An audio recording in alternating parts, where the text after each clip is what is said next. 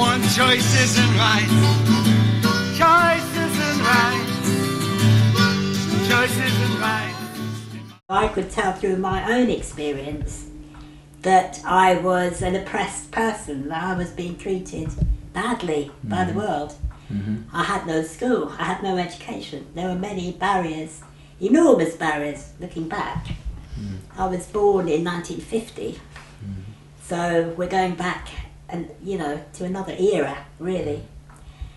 So I was already a bit primed to see the problem being within the able-bodied world, not within me. However, we had no movement. I joined the women's movement in my early 20s, 1970s, and realised that disabled people had nothing like it. We weren't identified as an oppressed group. We were never on the lists of oppressed people. And there wasn't an ism that affected us, that related to us and our experience. With a friend of mine at the time, we called what we called a Leap for Liberation conference.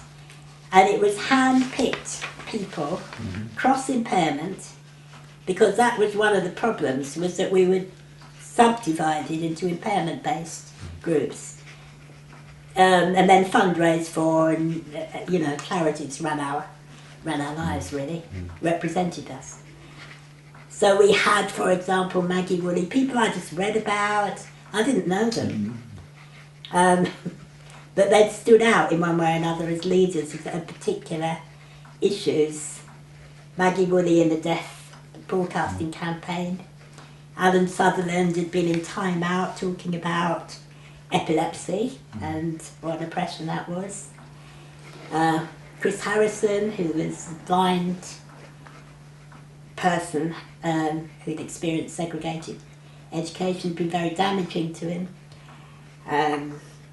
Mary Cross, there were a number of people, they were all leading in one way or another around disability issues. And we called them together for a weekend at Lower Shore Farm. Where was Lower Shore Farm? It's near Swindon. It was there was enough privacy that we could do what we needed to do. We couldn't even communicate with each other. There we were in this room, deaf sign language user, blind people who couldn't and it just struck us that the first thing we had to do was learn to communicate with each other and learn to listen to each other's stories, our issues. We were as ignorant about each other as the able-bodied world is. I'd gone to a special school for physically disabled girls, and I knew nothing about blind people, deaf people, people with epilepsy weren't allowed to go there.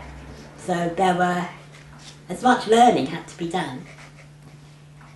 Not about their impairments, but about what their barriers were to their particular involvement in the world. I remember Maggie taught us lead letter signing, which means you fingerspell the first letter of every word as you're speaking, and it helps lip readers.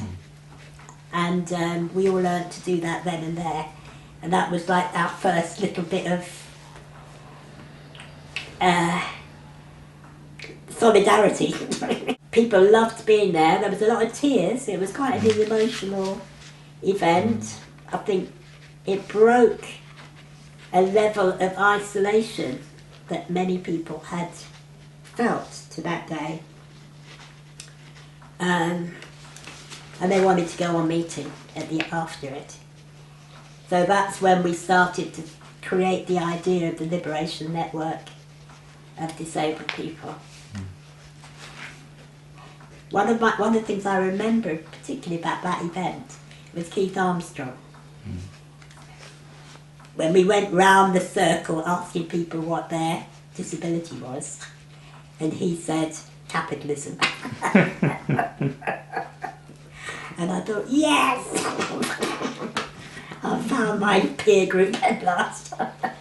I wrote, really, a sort of manifesto, an attempt to spell out what I thought were the issues as an oppressed group within society that had not been recognised, and how we needed to come together across impairments, as we've done at that weekend, and redefine the problem being not us. I think there was some awareness of you pious. I find it hard to remember now.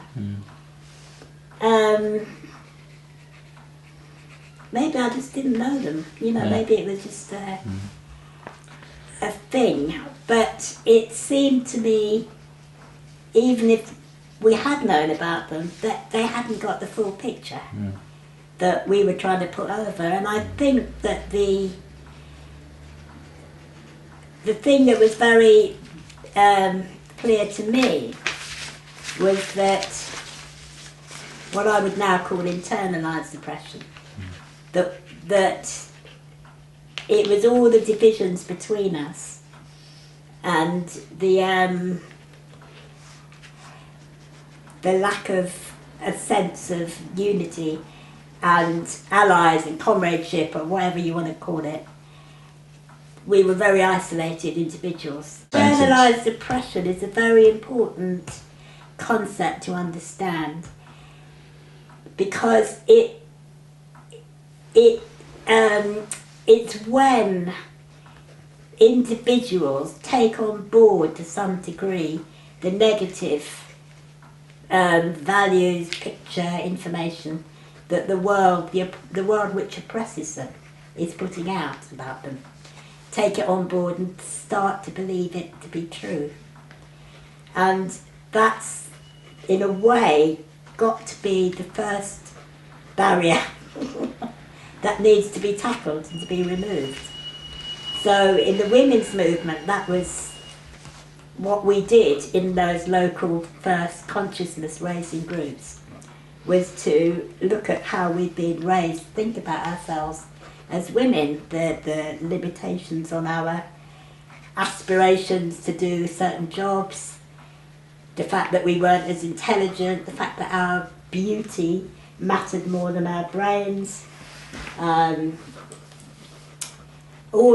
those things that, the competition between each other, the fact that white women hardly knew black women, all those things, they were all very, very important.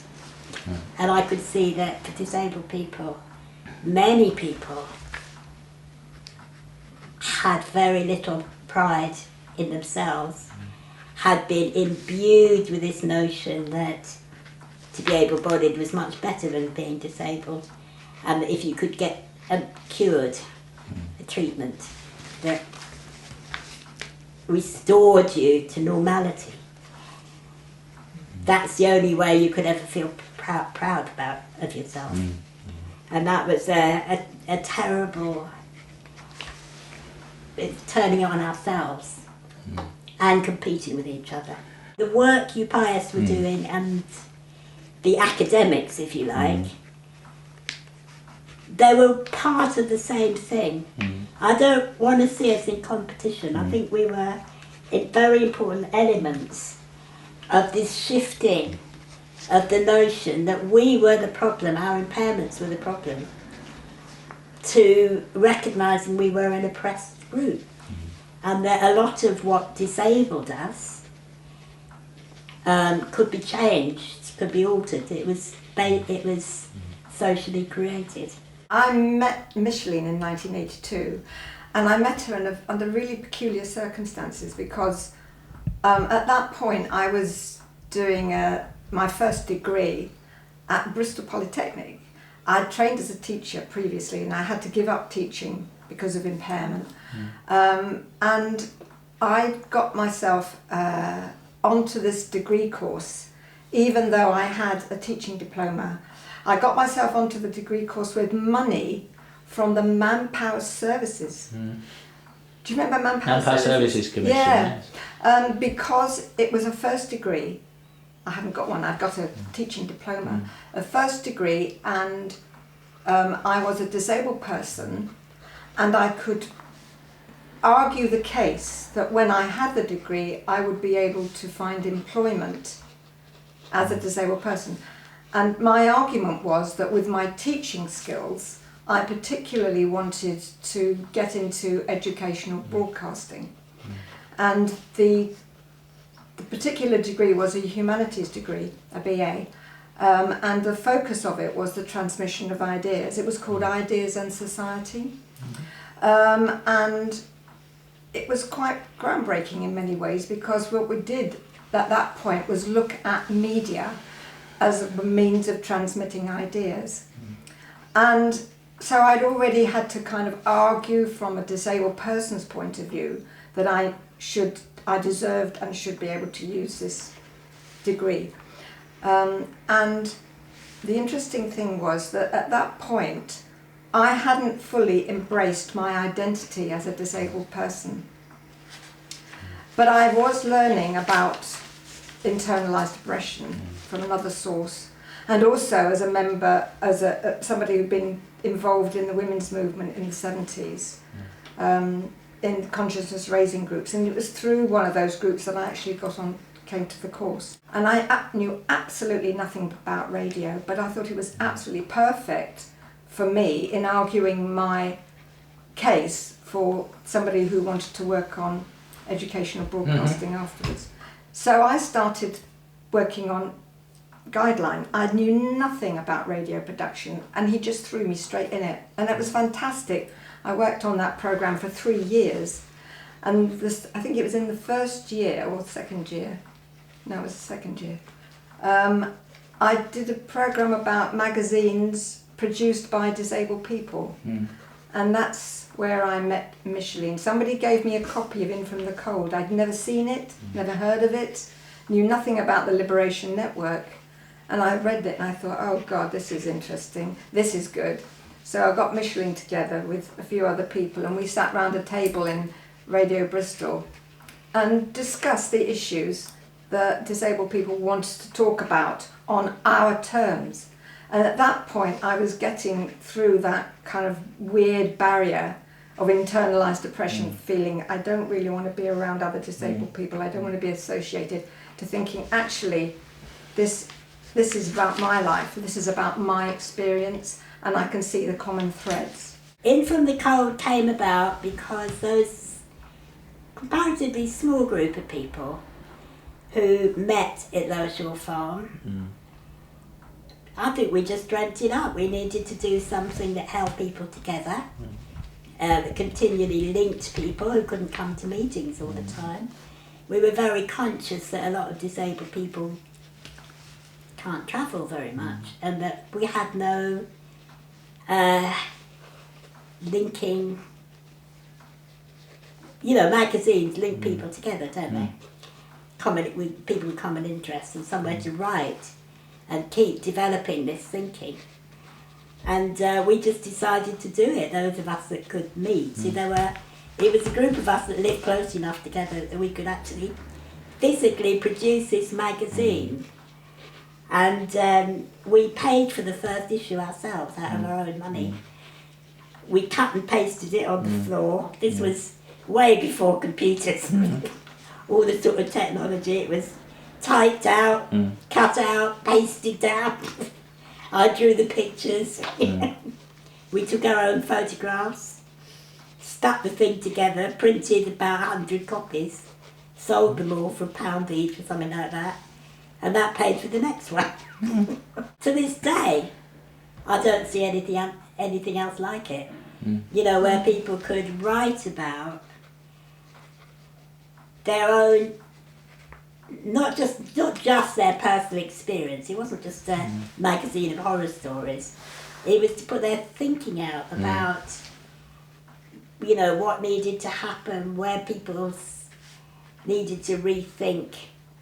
I remember, for example, an article about somebody who has born with one arm, whether or not to have an artificial arm, whether that was a good thing or not. And exploring those sort of ideas was groundbreaking, I think. The disability arts movement, of course, there were always disabled people who were artists.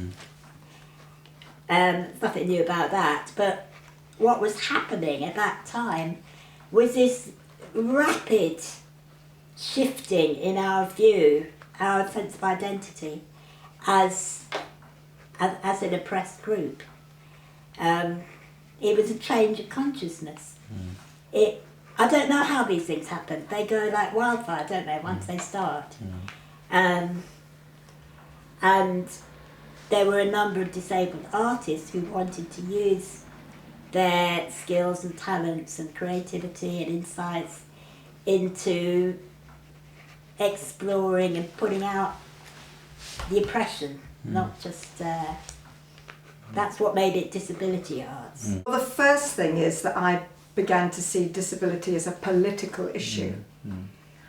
And what I was exploring during my degree was kind of supporting that and the way in which the idea of disability is manipulated. And I found that I had a role because of my teaching experience, that I could actually work with groups of people. And in fact, what I did was to I organised, along with a woman called Claire Tregaskis, who was at college with me, we organised a weekend workshop, and it was open to network members. And I can't remember how many people came, but we had quite a good number, about 30 people it might have been. And we spent the weekend together discussing the issues of disability as a political issue, but we also went through the policy and we talked about how it needed to be improved. And that felt like a very kind of useful thing to do. Micheline came on the second day and brought Lucy with her, which was really lovely. And we got to meet each other. As Micheline was saying earlier, we are scattered all over the country. And this was a way of coming together. We used a place called Dean Court, I think it was, which was owned by the Spastic Society. So we needed somewhere really accessible. And there were people that came to that meeting. I've never seen them since, but it was a warm and exciting and interesting weekend. I was in contact with other members of the network in different parts of the country who were beginning to do what was known as disability awareness training. And one of the places where that was going on quite successfully was in London. We had great support from the GLC and local authorities who were trying to develop their equal opportunities policies, because suddenly equal opportunities was the issue of the day. They were a bit stuck because they didn't know how to deal with disability as an area of exclusion, oppression, discrimination. And they were beginning to recognise that it was important to turn to disabled people for the answers that they needed. And I became one of the disability equality or awareness trainers who were working with the GLC and London boroughs. And I took over a programme of training that Mary Cross had started in Lambeth. And right from the beginning, I kind of put my own stamp on it, actually. We're all got very different styles. And I used some of the exercises that I developed as a teacher to do some training in a way which was quite experiential, getting people to look at materials and to come to their conclusions about the oppression and discrimination that disabled people faced from their own experience and observations as members of the public. And that seemed to go down well. And we were working quite extensively with boroughs like Hammersmith and Fulham, who invited me and Barbara to take part in developing their equal opportunities training programme, and we had responsibility for developing the disability equality area. Any other boroughs involved at that time? Oh, loads. Latterly, Greenwich, that was working with disabled people's organisations. That was another area, actually, that disabled people's organisations were beginning to spring up. And they also invited us in not only to do training, but to review services, to look at the ways in which they were meeting or not meeting the needs of disabled members of their community. We were also asked to do work with other disabled people, members of staff. So we did some empowerment workshops where we helped people understand and be able to use the social model of disability in their work, either as members of a team or working as officers in the local authority. The importance of the social model was beginning to recognise that it's our social structures, it's our organisation, it's the way we set up our environment that determines who gets access to what. And it really influenced the kind of work we did in disability equality training. And I think one of the important things was that we helped the people we were training to understand that it wasn't their individual fault that this situation exists, but they have the power to do something about it, particularly in terms of their roles as providers of services. The social model, to me, it wasn't new in terms of my own thinking about what the problem was. What it was, the usefulness of it to me was a way of explaining it to other people who had not my experience. It was just a very simple way which, you know, me as a bringing my graphic design skills and all the rest of it could turn into a training tool. And as a basis, as a very clear analysis of the confusion in people's minds. It was just a way of putting them straight. You know, this is the problem that needs dealing with. As Chrissy was saying, it's not their fault. It's not because they're nasty people or they don't like disabled people or any of those things. It's because the whole structures of society are geared as if we didn't exist.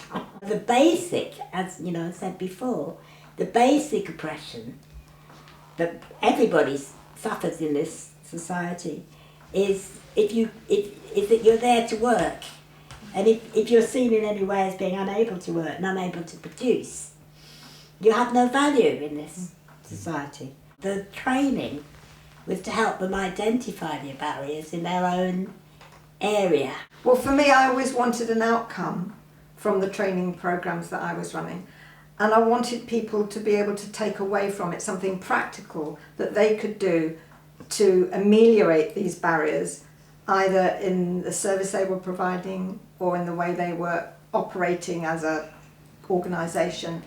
And so they had time to sit down together to work out a little action plan. There were some very generous authorities which gave you the opportunity to come back and to have half a day, say, looking at how people were getting on and anything that was holding them up. That was rare.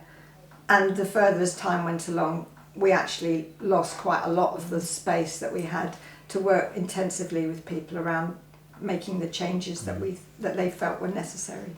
One of the things that the GLC did was they did provide the money for us to train other disabled people. So we had several workshops in accessible venues in Norfolk, actually, in Sandringham and in the Disabled Drivers Association building. And those people went off on a training programme of their own. And they became like apprentices, actually, and went off to spread the word, as it were. That was a huge benefit. The GLC were great allies. Of course, Jane and Kath, Patricia Rock were people who were part of that group. And they had the might of the GLC behind them. If I look back from now to when I grew up, we changed the world. We changed permanently the concept of what the problem was. You can't imagine now going back to the 1960s when disabled people were just sad, poor creatures that needed praying over, and you know, it shifted, and we did it. And I think Chrissy is right, through training lots of other disabled people. I think what is unique, when I've looked at other countries, I think it's unique, this fact that we decided to go out there and teach the world. To do these face-to-face trainings, and we must have trained thousands and thousands of people between us, if only for a few hours. And I think the other unsaid huge impact was that for those few hours, those non-disabled people, actually all people, even the disabled people, experienced being led by a disabled person. We were on the platform, we took charge, and most of them had never experienced that before. And it was actually often the key point. Occasionally, some people found it very hard to be led by two disabled women. They found the reversal of roles or power a little bit tricky and didn't really want to engage with us. So occasionally we did come up against barriers actually in the training room in terms of people's attitudes. We didn't have the Disability Discrimination Act until 1995, which that had a major impact.